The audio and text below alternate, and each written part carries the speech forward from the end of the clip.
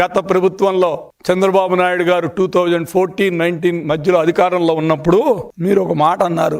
పాపం ఆయన చూస్తే నాకు ఎంతో బాధేస్తుంది. ఎట్లా చెప్పించారో రమణ దీక్షితులు ప్రధాన పూజారి నోటి నుంచి కూడా ఒక అబద్ధాన్ని చెప్పించినటువంటి సమర్థత అంటే ఫేక్ పార్టీ అంటే వైసీపీ, ఫేక్ పీపుల్ అంటే వైసీపీ. మీరు చివరికి మీరు ఎంత దాకా వెళ్ళారంటే ప్రధాన పూజారి గారు రమణ దీక్షితులు గారి నోటి నుంచి కూడా ఒక అబద్ధాన్ని చెప్పించగలిగినటువంటి సమర్థత వైసీపీ పార్టీ, ఫేక్ పీపుల్. చివరికి ఆయన సర్దుకొని ఇది నేను ఆ రోజున అనాల్సిన పరిస్థితిలో నేను చెప్పానని చెప్పి బాధపడుతూ ఆయన స్టేట్మెంట్ ఇవ్వడం జరిగింది. దానికి సంబంధించింది ఆర్కాలజీ సర్వే ఆఫ్ ఇండియా, ఇది ఆర్కాలజీ సర్వే ఆఫ్ ఇండియా ఇచ్చిన రిపోర్ట్స్. వాళ్ళు ఏం చెప్పారయ్యా అంటే ఇది పింక్ డైమండ్ కాదు, ఇదిగో ఈ నీలం, ఇది మైసూరు మహారాజు గారు వాళ్ళ పిల్లాడు మెడలో వేసుకున్నటువంటి హారాన్ని టీటీడీకి ఇచ్చారు అని చెప్పి చెప్పడం జరిగింది. ఇదిగోండి ఇక్కడ కనపడుతుందే, ఇదే ఈ అయ్యవారి మెడలో ఉన్నటువంటిది ఇదే. ఇప్పుడేం మాట్లాడతారు?